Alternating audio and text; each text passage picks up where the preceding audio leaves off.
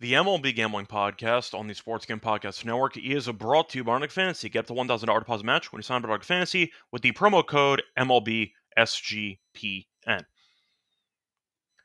And welcome, everybody, to the MLB Gambling Podcast here on the Sports Game Podcast Network. It's currently Friday afternoon, June 27th, here to break down the Saturday games. I'm your host for this episode, Scott Reichel, going solo again for this pod. Bit of a weird week. I know we normally have a co-host with me, but unfortunately, we had a couple of extenuating circumstances, which is why I am going solo for this podcast. Either way, though, point is we do have a bunch of games to get into. We have 15 looking forward to them, so we're going to break all of them down. Do want to point out, though, at time of recording, we are missing two games. We are missing the lines on the Seattle-Texas game, as well as the Cubs and Astros game. So besides that, we have lines and everything. Should be fun. Of course, no baseball to talk about because there were no games going on. So either way, point is nothing to really talk about from a recap perspective on Friday. I know for the last episode, of course, that we actually had outcomes on. Did split the lock and dog, hit the over in the Mariners game. Shout out to Pop, who got destroyed out of the bullpen, and Minnesota ended up scoring a bunch of runs. So thank you to him, especially, who was really bad and helped cash the over for the full game. But either way, though, not really much else going on. Did see Griffin Canning ruptured his Achilles. He's going to be done for the year. Cal Raleigh officially is doing the home run derby, which is pretty fun. Besides that, trying to think of anything else worth talking about. Bonds is getting a statue. Good for him. He deserves one in San Francisco. And yeah, I believe Kershaw is, I want to say he's 5 away from 3,000 strikeouts, I think. But the point is he's closing in on a milestone for him.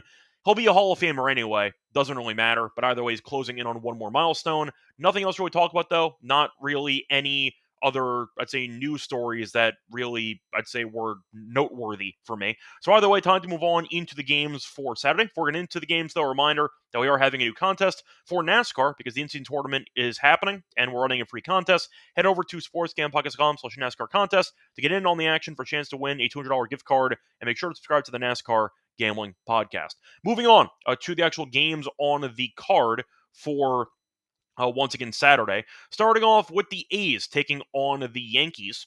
Now, for the matchup between Sears, who's actually a former Yankee, and you have Schmidt, Yankees are minus 250. You have the A's at plus 205. The over-under in them is set at about 9. Now, for the matchup itself, Sears this season has been quite underwhelming, as it does have an ERA over 5, so he's not been very good. The last couple outings for Sears, he has given up he's given up 8 runs in his last 2 starts, so once again, not exactly in great form. The A's have also not been good when he pitches, as the A's have lost, pulling it up right now, 7 of his last 8 starts. For Schmidt, though, he's been pretty good. In fact, hitter for about 7 innings last start. But either way, point is you ended up seeing him go really well for the last 3 outings, giving up no runs in his last 3 starts combined, and a decent sample of 20 and 2/3 innings. So Schmidt has been insane lately, and you're looking at Sears, who has not been very good. Yankees, though, have been kind of up and down lately. Did lose the series to Cincinnati, won the finale because Fried was really good again. For the game itself, though, I'll go with the Yankees minus 1.5. Schmidt's been great. Sears, I don't think is that good. And you're looking at the Yankees run line only at minus 125. I'll back Schmidt, who has been, once again, in great form. I think that he'll pitch well. And the A's, we know, have been a pretty underwhelming team, especially over the last couple of months. Give me the Yankees minus 1.5 for this one. Moving on to the Tigers hosting the Twins. For this one, you have Ober taking on Mize. The Tigers are minus 155. The Twins are plus 130. For the over-under in this game, I see it being set at 8.5. Now, Mize this season has been really good. 7-2, 2.88 ERA, 1.84 ERA at home. He has allowed less than 3 earned runs in 4 straight starts. As for Ober, really good earlier in the year. That's all I can really say, because it has gone really downhill for him over the last month. Last 4 starts, he has allowed 8 runs, 25 earned runs in his last 4 starts. It has been a mess. Actually, let me check the math on that. 23 earned runs in his last 4 starts.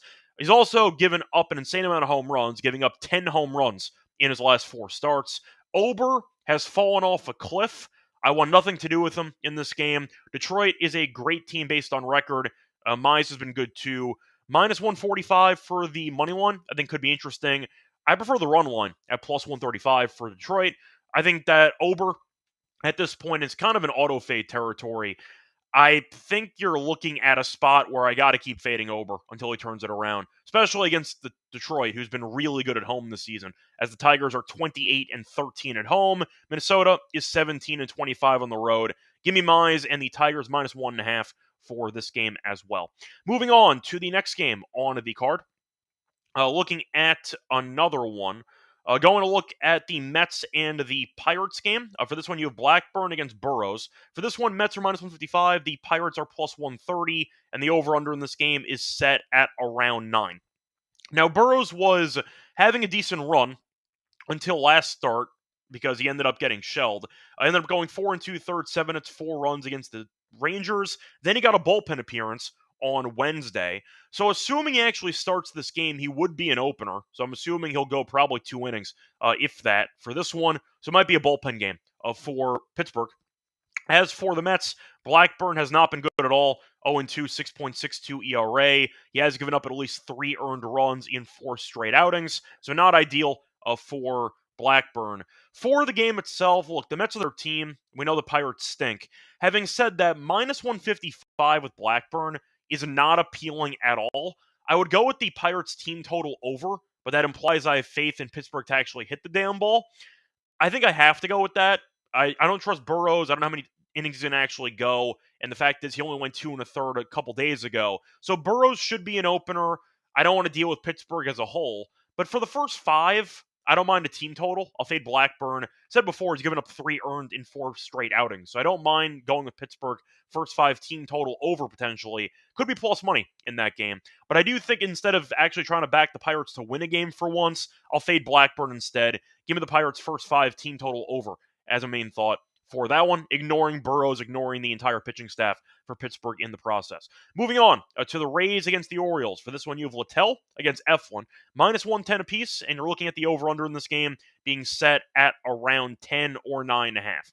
Now, for the matchup here, Littell has been fine this season. 3.78 ERA. He has been classic Littell, I'd say, performances recently, where he's giving up a lot of contact, not striking out many guys, but his overall numbers are fine. So I think Littell should go okay in this outing.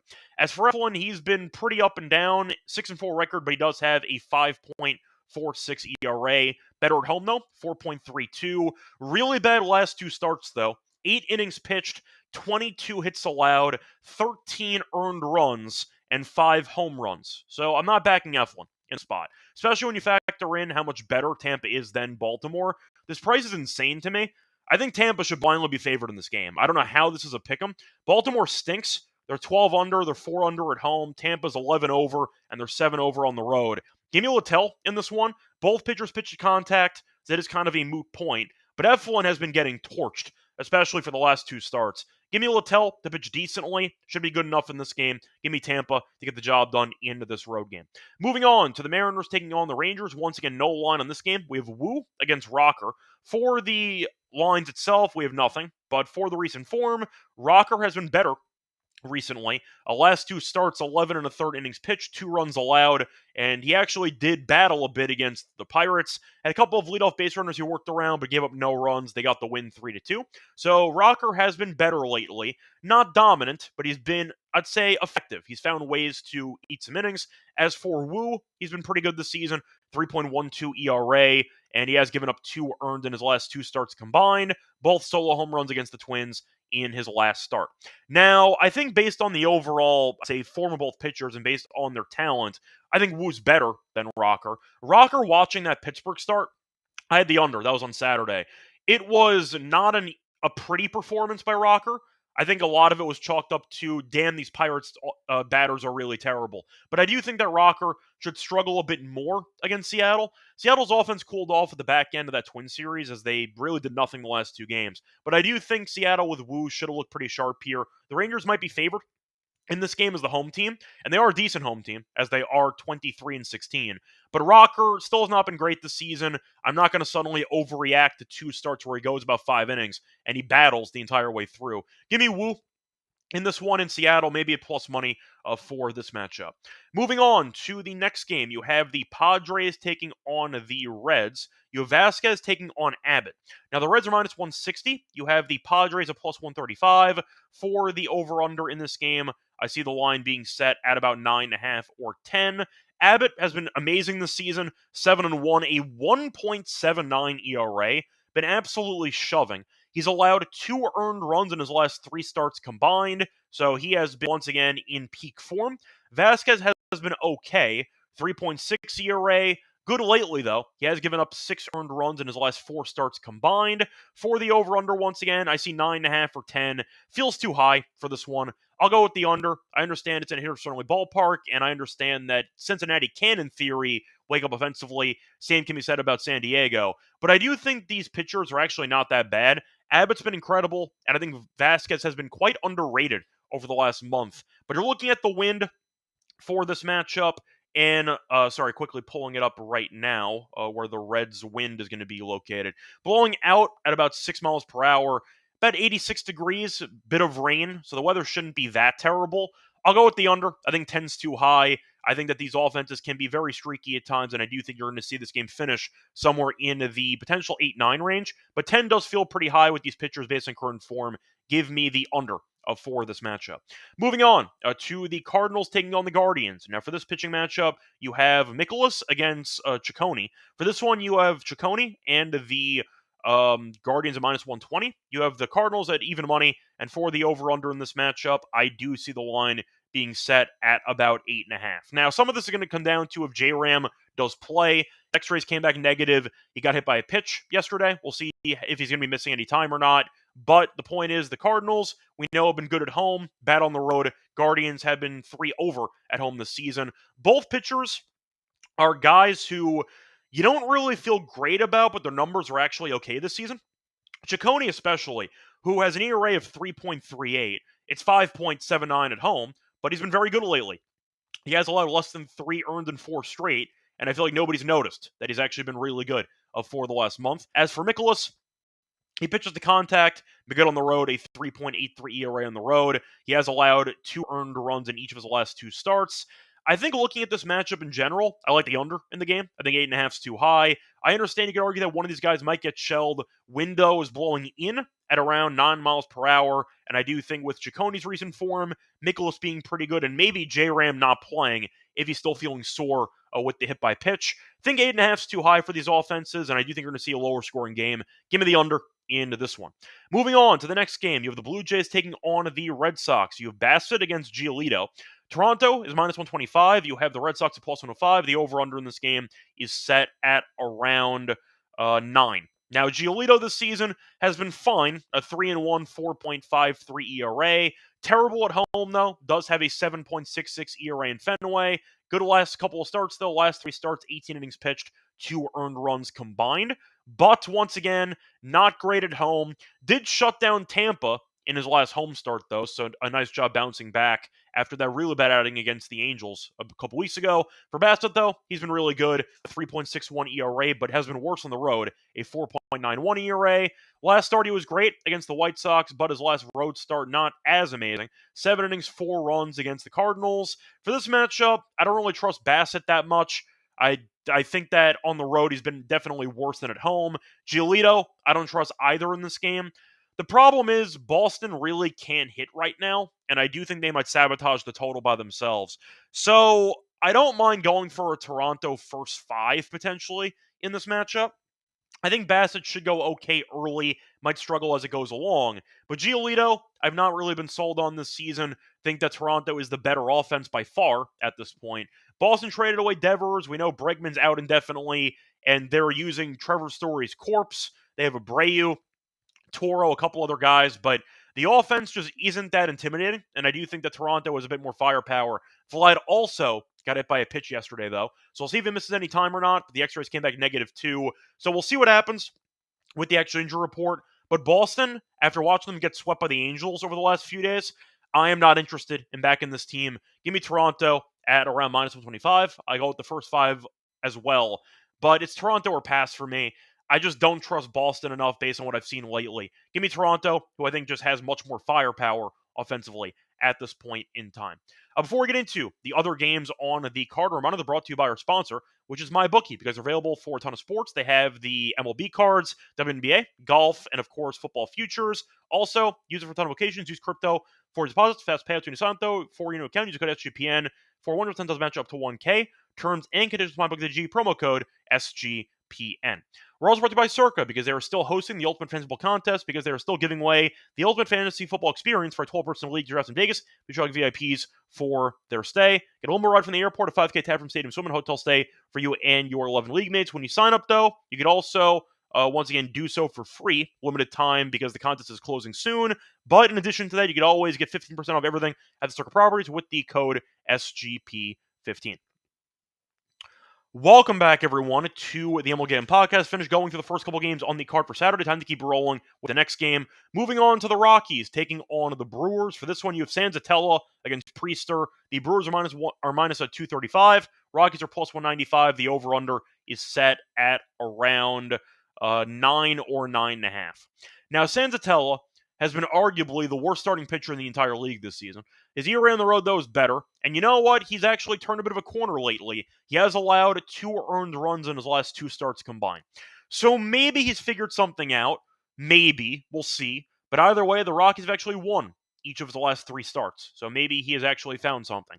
But he still gives up a ton of contact, and I do think Milwaukee's offense can be extremely problematic matchup-wise, because they do have a lot of speed. They have the contact, and Sanzatella does throw a ton of, I'll say, hittable pitches inside the strike zone, which can be problematic. Now, Priester has been fine this season. He was in good form. Then he got shelled by Minnesota last start. 3 1/3 innings, 9 hits allowed, 3 earned runs, but he had allowed less than 2 earned in 3 straight before that, and his home numbers have been fine, basically the same as his road numbers, but I do think that you're looking at a matchup where Priester is the better pitcher here. 235 is massive, but Milwaukee has been really good lately. The question is, do I want to go with the Rockies, or do I want to go with the Brewers minus 1.5 here? I'll go Milwaukee in this one. I think that minus 120 is a pretty reasonable price fading Colorado on the road with a Milwaukee team that has been quite good lately, especially at home. Milwaukee this season is 25-16 at home. The Rockies are 10-31 on the road. Give me the Brewers minus 1.5 here at a pretty bettable price of around minus 125, give or take. But I really don't need an excuse to fade the Rockies on the road, but if you want to give me a good price on it, I'll take it. Minus 120, actually, for the Brewers on the run line for that game. Moving on to the Dodgers taking on the Royals. Now, for this matchup, you have Ohtani pitching and starting, technically, probably for about an inning, but either way. You have Lugo pitching for Kansas City. The Dodgers are minus 165. The Royals are plus 140. The over-under is set at about 9.5 or 10. Now, for the weather, since it is in Kansas City, you have to assume the wind to play a factor because it's a total of 10 in Kansas City. But to read off the actual weather, blowing out at about 9 miles per hour to left field. Having said that, the question is, will Kansas City do enough to actually hit in order to generate runs? Because Kansas City has scored less than 3 runs in 5 straight games. I like the under in the game. I get that the Dodgers could go crazy. Maybe you want to go for the Royals team total under in this game. But this team can't hit to save their lives, and the total's at 10. Does feel pretty high to me, so I am going to go with the under in this game. We saw a similar win scenario against the Rays yesterday, and not only did Kansas City struggle to actually go over the total, they didn't score in the entire game, and the wind was blowing out heavily in the same ballpark. So based on that, give me the Dodgers minus the 1.5 here. If you want to go for maybe a first 5, I don't hate it. Ohtani, though, has not looked that sharp as a pitcher this season. Should go 1 inning. But I do think there's some value on the Dodgers. I don't mind the under, though, in this game. 10 with the Royals, it's a massive number. It's a really, really high number for a Royals team that cannot hit to save their lives. Give me the under for that matchup. Moving on to the next game, Giants taking on the White Sox. Giants not playing great baseball as they lost a series at home to the Marlins. As for the White Sox, they are bad in general as they are 29 games overall. Only 6 games under, though, at home. For the pitching matchup, you have Ray against Hauser. Ray and the Giants minus 175. The White Sox are plus 145. The over-under in this game is set at a pretty reasonable number of about 8.5. Now, Hauser this season has been very good after he got signed up off the street.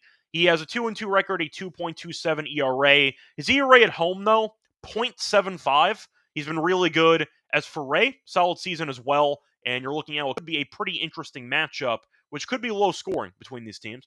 For the weather, though, and the wind especially, because it is in Chicago, want to point out that the wind is blowing in at around 7 miles per hour. I like the under. I think 8.5 feels a bit high for a total. I think it should be closer to 7.5 in my opinion. Give me the under in this game. I don't want to lay 175 with the Giants based on their recent form. Instead, I'll back the offenses to do nothing in this pretty underrated pitchers matchup. Give me the under, 8.5 as my main play for that one. Moving on to the next game, you have the Marlins taking on the Diamondbacks. So in this game, you have a matchup between Alcantara and Fod. For the money line, Diamondbacks minus 155, the Marlins are plus 130. For the over-under in this game, I do see it being set at around 8.5, a little bit of juice there to the over. Now, Fod has been pretty up and down this season. He has not been amazing lately, so I do want to point that out. His last 5 starts, he has been a mess. 22 earned runs in 18 innings, which has been very, very bad. So Fod definitely has been regressing after having a great start to the season. As for his opposing pitcher here, Alcantara has been the opposite. Alcantara was awful to start the season, and he's been really good lately. He's allowed just 7 earned in his last 4 starts combined. So I actually like Miami in this game. I think Alcantara's turned it around. Fod I'm not a fan of, and I think Miami can find ways to potentially steal a game or two in the series. Arizona has underachieved. We know Carroll's still injured, and you're looking at a starting pitcher in Fod who has been underwhelming for the last month or so. Give me the Marlins with Alcantara at plus 130. I think there's some value in that spot. Moving on to the Phillies taking on the Braves. For this game, you have a matchup which should be interesting. You have Luzardo against Schwellenbach here. The Braves are minus 160. Phillies are plus 135. For the over-under in this game, I do see the line being set at around 8.5. For the actual weather in this game, which I am going to mention briefly, in Atlanta, blowing in at around 4 miles per hour or so from right to left. Now, Luzardo has had a pretty weird year because he was in great form, then he got shelled in 2 straight outings, and he's been pretty good since, as he has allowed less than 2 earned in 2 of his last 3 starts. So he's off a great outing, as he gave up no runs against the Mets in 6 2/3. So it seems like he got his mojo back. For Schwellenbach, he's been good this season as well. So the question is, will he be able to keep it rolling against the Phillies? Phillies, though, had a series from hell against the Astros. They scored 1 run in the entire series. So they got swept, obviously. So now we're going to see if they bounce back or not. For Schwellenbach, though, he's been good. He has allowed less than 3 earned in 2 of his last 3 starts. So once again, broken record. Give me the under in this game. I think Luzardo can go well. I think Schwellenbach can go well too. Philly's offense on the road has been quite underwhelming this season. And you're looking at the injuries they have. And the fact is the Braves have been underachieving offensively all season. I think it'll be a low-scoring pitcher's duel between these rivals. Give me the under at 8.5 for this matchup. Moving on to the second game with no lines, we have the Cubs taking on the Astros. For this one, you have Rhea against We Don't Know. We're assuming We Don't Know is going to be favored because the game is in Houston. Rhea this season has been up and down, 4-3, 4.42 ERA. To be honest, I have nothing. Rhea was not good his last outing, 5 1/3, 11 hits, 7 runs, 4 home runs against Seattle. That was a crazy Wrigley win game, though, so you might be able to toss it out. But the point is, he has really not been amazing so far this season. To mention his actual numbers in general for splits, a 4.53 ERA at home, a 4.25 ERA on the road. So basically the same pitcher, does pitch to contact, but I think Houston, based on how they're playing at home, being 30-13 at home, I'll pick them, but I can't, of course, bet it because I don't have a line or an actual listed pitcher for Houston. But give me the Astros at home for that one. Moving on to the final game, you have the Nationals taking on the Angels. You have Soroka taking on Hendricks. Pretty bad pitchers matchup on paper. For the money line, Angels minus 130. Nationals are plus 110. For the over-under, I see 9 for this game. Bit of juice there to the over. Wind is blowing out at around 8 miles per hour to right center field. For the matchup, Hendricks, as I said before, has been quite underwhelming. I will point out he hasn't been better lately, giving up 5 earned runs in his last 3 starts combined, but he did give up some damage. 8 hits, 5 runs, 3 of them earned against Houston in his last outing. So we'll see if he turns it around. He has not been particularly good for the last couple years, but he's been fine this season. Soroka, though, has been, I'd say, a bit underwhelming, but I guess not too terrible. He hasn't been a complete waste of time, but he's not been good. A 5.06 ERA, a 5.93 ERA on the road. Last couple outings has not been good. He has allowed at least 3 runs in 3 straight starts. He's allowed at least 3 earned runs in 6 of his last 7. So, based on that, I do think he'll give up some damage. I don't mind the over, actually, in this game. Think that 9 is actually pretty cheap when you factor in the guys that the Nationals have with Wood, with Abrams. They have some pieces who can definitely do some damage, and I do think Soroka might struggle again. I don't mind the over. You might have an opportunity to end up getting a push minimum if it ends up at 4-4. So if you end up getting some extra innings, you might automatically be free rolling. But I do think for the price itself, the Angels feel fine at minus 130 based on Soroka's current form. So I'll go with the Angels, but I prefer the over in the game. Give me runs in that matchup. Gonna wrap it up though for the show and or for the actual preview of the games for Saturday. Now it's time to get into the lock and dog picks. Before we get into the lock and dog, a reminder they're brought to you by our sponsor, which is Underdog Fans, because they're still doing Best Ball Mania, which is happening all summer long, giving away $15 million in prizes, including $2 million for first place. No waiver wire, no arguments about trades. Best Ball is the best place to play fantasy football. Also have great options for pick'ems. When you sign up, though, for your new account, use the code MLB SGPN. They get a special pick and different times that offer up to $1K in bonus cash. On fantasy promo code MLB SGPN. We're also brought to you by Rhythm, because they just dropped the interesting feature called Powered Trends, added ticket patterns. Rhythm's models consistently one of a high ROI. They also are available every day. They're updated every day, exclusive to Rhythm. No touts, no noises, clean dead by picks. Download the app, check out Powered Trends, start betting smarter. And a reminder, you'd also get a free week trial by going to sportsgamepodcast.com's Rhythm to get your 7-day free trial. That's sportsgamepodcast.com/RATHMM. Welcome back, everyone, to the MLB Gambling Podcast. Finished going through all the games on the card for Saturday. Now it's time for the lock and dog. For the matchups itself, I liked a bunch of unders on the card, actually. I know what I want to do for my dog. For the lock, Sintel has been decent lately, but I don't mind Milwaukee for that one. But instead, I have a couple of options I can play with here. What do I want to go with? Do I trust the Reds and the Padres to actually pitch well in this matchup? I think I do. I'm going to go with the under in that Reds game. The line just feels pretty high to me. I can understand if you want to argue that it might be a game that could potentially explode. Maybe. But you're looking at Abbott, who's been a lunatic at 1.79 ERA. Vasquez, though, has been fine recently. Weather should not be that great as well. Don't mind the under in that game as my lock. Once again, you can find the best price at 10 at minus 112 on FanDuel. I'll take that as my lock. For my dog, I'm going to go to, it's going to be a potential run line or a money line.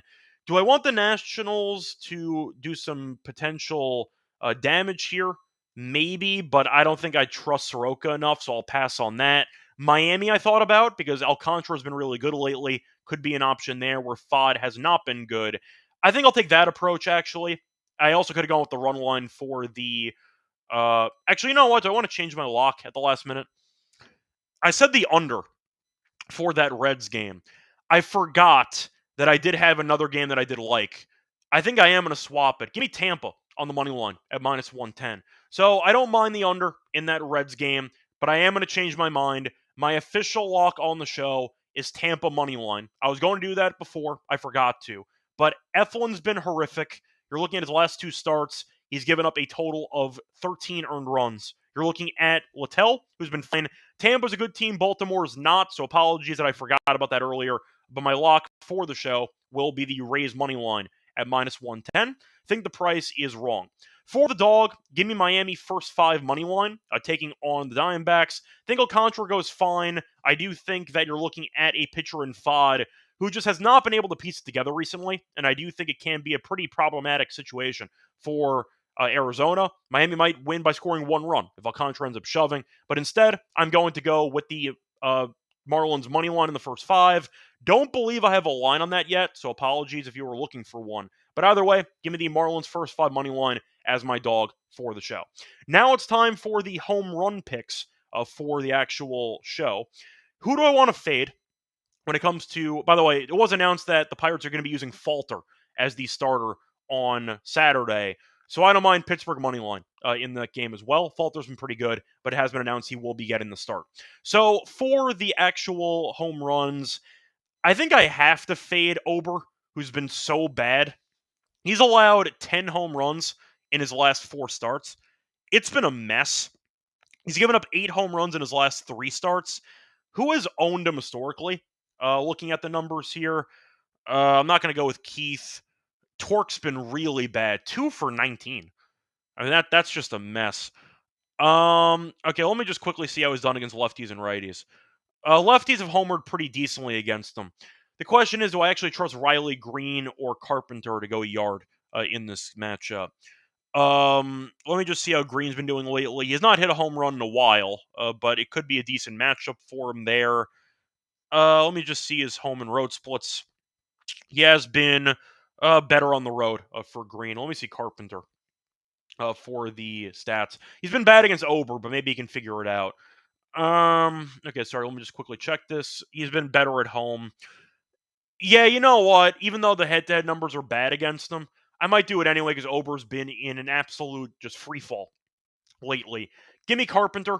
Give me Kerry Carpenter home run against Ober as my choice for the home run pick for this one. Anyway, that's going to wrap it up for the show. Back once again on Sunday. Hopefully, I have a co-host for that show. Until